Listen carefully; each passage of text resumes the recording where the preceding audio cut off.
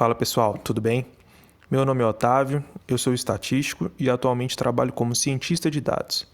Hoje eu vou mostrar para vocês os passos para fazer uma modelagem completa com o Tide Models, que é um framework para a criação de modelos estatísticos e de machine learning com R. E para exemplificar a modelagem, nós vamos utilizar os dados do Titanic. Criaremos um modelo para tentar predizer se um passageiro iria sobreviver ou não ao naufrágio. Se você ainda não conhece esses dados, pause o vídeo e leia a descrição de cada uma das variáveis. Com esse exemplo, nós vamos aprender um pré-processamento de dados, utilizando o pacote Recipes, que permite fazer isso de uma forma tão simples e reprodutível quanto uma receita de bolo. Validação cruzada, onde iremos usar o RSample para criar as amostras e o Tune para executar a validação cruzada.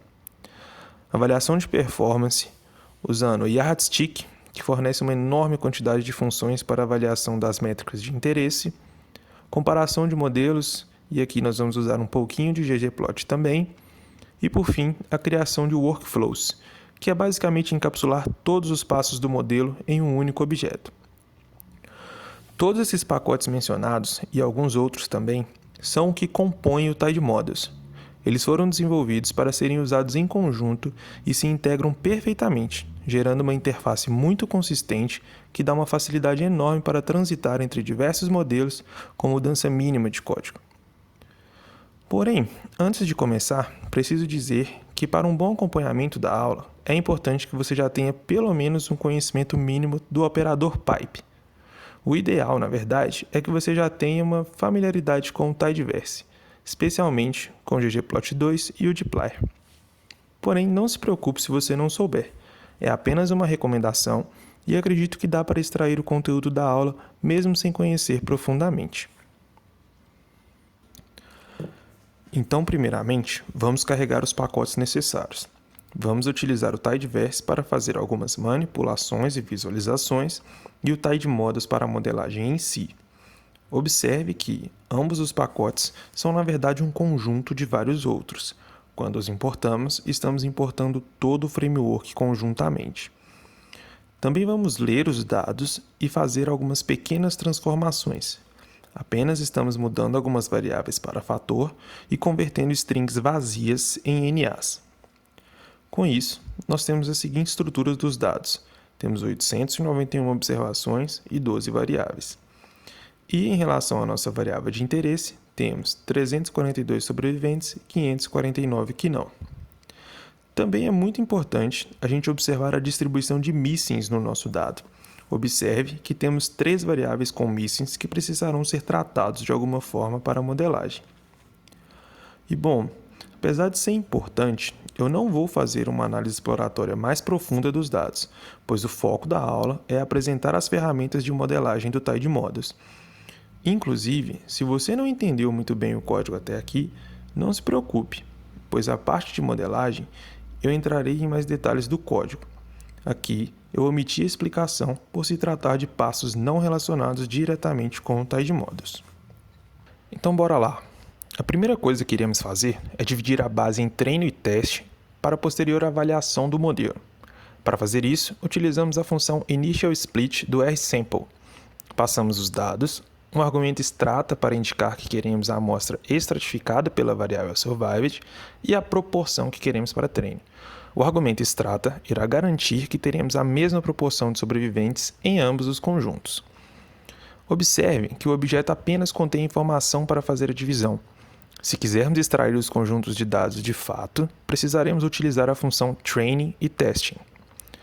Agora, note que os dados foram de fato gerados. Para uma avaliação mais consistente da performance dos modelos, também usaremos validação cruzada com a técnica de K-folds. Usando um K igual a 10, basicamente iremos dividir a base de treino em 10 partes de igual tamanho e criar 10 conjuntos de treino e teste, em que cada treino possui 90% dos dados e o teste possui os 10% remanescentes. Com isso, podemos ajustar um modelo para cada conjunto de treino e avaliar a sua performance nos dados de teste, o que nos permite simular o quão bem o nosso modelo consegue generalizar para novos dados. E para fazer tudo isso, utilizamos a função vFoldCV do RSample, novamente utilizando o parâmetro extrata.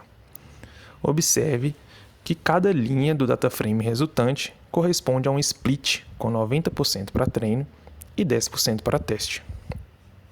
Agora, ainda antes de partir para os modelos, é necessário pré-processar os dados, pois eles ainda não estão prontos para serem usados na modelagem.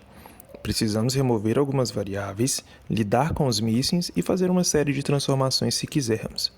E para encapsular toda essa etapa, o TidyModels possui o pacote Recipes, que permite a especificação do pré-processamento como em uma receita de bolo. Então, para começar, a gente inicia com a função recipe e especificamos que queremos modelar a variável survived em função de todas as outras. Tudo o que está à esquerda do tio é variável resposta e o que está à direita é preditor. O ponto significa que queremos todas as outras variáveis como preditoras. Passamos os dados em que a receita irá se basear e pronto. Ao iniciar a receita, cada variável terá sempre dois atributos, seu tipo e o seu papel, o role. Seu tipo será sempre nominal ou numérico e seu role, outcome ou predictor. Isso é importante, pois o comportamento dos demais passos dependem desses atributos. Então, agora que iniciamos a receita, podemos adicionar uma série de passos utilizando o operador pipe e as funções com prefixo step. Para quem não conhece, o operador pipe serve para encadear as operações. Ele basicamente pega o resultado da função anterior e repassa ao argumento da função posterior. A primeira coisa que vamos fazer é descartar algumas variáveis problemáticas usando a função steprm. Depois, vamos imputar os missings das variáveis numéricas com a mediana, utilizando a função stepMedianInput. E também vamos imputar as nominais com a moda, usando a função stepModeInput. Observe que podemos selecionar quais variáveis queremos aplicar o passo de acordo com seu tipo ou role ou com o próprio nome. Mas, como a nossa variável resposta também é nominal, precisamos indicar com o sinal de menos que não queremos que essa operação seja feita para ela. E para o nosso último passo, vamos criar variáveis dummy para as variáveis nominais. Quando printamos a nossa receita, vemos uma descrição dos passos que foram especificados. Aqui, nós criamos uma receita bem simples, mas o pacote Recipes ele fornece uma série de outras funções step que poderiam ser adicionadas à receita, incluindo PCA, transformação de boxcox, imputação por KNN e vários outros. Uma coisa importante de se observar é que a receita ela é simplesmente uma especificação. Nada foi processado ainda. Inclusive, os dados passados à receita servem apenas como um template para identificar as variáveis. Se quisermos realmente executá-la em um conjunto de dados, devemos usar a função prep, a qual irá calcular os parâmetros da receita, média, mediana, tudo o que for necessário, e a função bake para de fato aplicar a receita em um dataframe e retorná-lo processado. Podemos alterar os dados da receita, que a receita será preparada, usando o argumento training. Eu sei, tudo está parecendo mais complicado do que os métodos usuais, mas não se preocupe, não precisaremos executar nenhum desses passos manualmente. Tudo será empacotado em um workflow que cuidará de todos os detalhes. Então agora ainda falta especificar o nosso modelo. Isso vai ser feito utilizando o pacote Parsnip, também do TidyModels, e ele será especificado em 3 partes. Primeiro indicamos o type, que é o próprio modelo, o mode, que dirá se queremos classificação ou regressão, e a engine, que é o pacote que será usado por debaixo dos panos. Com essas 3 especificações, podemos escolher uma enorme variedade de modelos disponíveis e bem documentados no Parsnip. Então vamos começar com o modelo logístico utilizando como engine o clássico GLM. Não precisamos escolher o mode, uma vez que o logístico só serve para classificação. Observe que se quisermos mudar algum parâmetro do modelo, podemos fazer na função principal logisticreg, onde estarão os parâmetros comuns entre as engines. Ou, se quisermos alterar alguma coisa específica da engine escolhida, passamos dentro da função setEngine. Por exemplo, poderíamos trocar a função de ligação do modelo logístico, o que é possível dentro do pacote GLM. Mas vamos ficar com o modelo padrão mesmo por enquanto. E agora que temos a receita e a especificação do modelo, vamos utilizar o pacote Workflow para encapsular tudo. Para fazer isso, nós iniciamos com a função workflow, adicionamos a nossa receita e o nosso modelo. Pronto, nós temos um workflow. E observe que o resultado é um objeto que armazena todas as informações de pré-processamento e de modelagem. Assim, ele será um enorme facilitador na hora de treinar e validar os modelos, pois eu só precisarei indicar os dados brutos que ele vai fazer todo o pré-processamento e aplicar o modelo. Então, vamos ver como isso acontece na prática. Lembre que lá no início nós definimos um objeto folds que contém 10 conjuntos treino-teste para validação cruzada. Nós queremos então treinar um modelo para cada um dos treinos e validar no teste. Para fazer isso, usamos a função featureSamples aplicada no nosso workflow. Passamos no primeiro argumento o objeto folds, um conjunto de métricas com a função metricSet do Yardstick. Essas métricas são disponibilizadas pelo pacote e existe uma lista completa na documentação que poderiam ser aplicadas aqui. E por fim, indicamos que queremos salvar as predições que serão feitas nos conjuntos de teste. O resultado é uma tabela alinhada com os resultados de métricas e predições para cada um dos conjuntos. Apesar de podermos acessar o que quisermos manualmente, a função collectMetrics já nos resume os resultados da validação cruzada. Aqui, vemos a média das métricas que selecionamos na hora de rodar o modelo. E se quisermos visualizar as métricas em cada fold, ao invés da média, passamos o argumento summarize igual a false, e podemos, inclusive, visualizar graficamente usando o ggplot2. Uma outra maneira muito comum de avaliar modelos de classificação é com a curva ROC. Também é muito simples de gerá-la. Basta utilizar a função collectPredictions e, em seguida, a função ROC_curve, passando os valores verdadeiros e os scores que foram estimados. E para visualizar rapidamente, podemos usar a função autoplot. Observe que ela retorna um objeto da classe ggplot, o que significa que nós podemos usar esse pacote para fazer qualquer personalização que quisermos, como, por exemplo, adicionar um título ao gráfico. Bom, antes de finalizar, é sempre interessante comparar modelos alternativos para escolher aquele que nos traz melhores resultados. E agora, vocês vão ver o quanto é fácil fazer isso a partir do ponto em que estamos. Para exemplificar, vamos criar um modelo de Random Forest e compará-lo ao modelo logístico.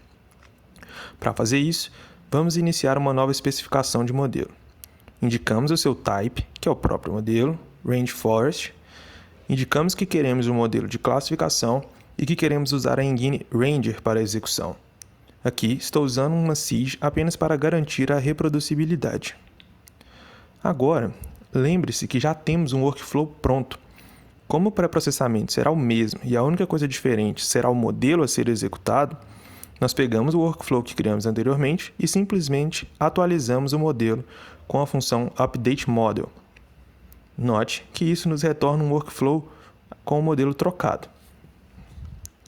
Agora, para treinar e validar esse modelo, a gente simplesmente vai ter que repetir os passos que foram feitos antes. Usamos a função collectMetrics nos dois modelos e podemos compará-los na validação cruzada. Observe que, em média, o Random Forest foi melhor em relação a todas as métricas. Mas vamos ver também como se comparam as curvas ROC. Novamente, vamos extrair os dados para gerar a curva usando a função collectPredictions, que nos dará as predições feitas nos dados de teste, e a função ROC_curve, passando a classe verdadeira e os scores preditos. Com isso, podemos usar o ggplot para criar as curvas. Observe que a curva do Random Forest se sobrepõe à do logístico em quase todos os pontos. Realmente, podemos dizer que o Random Forest saiu melhor.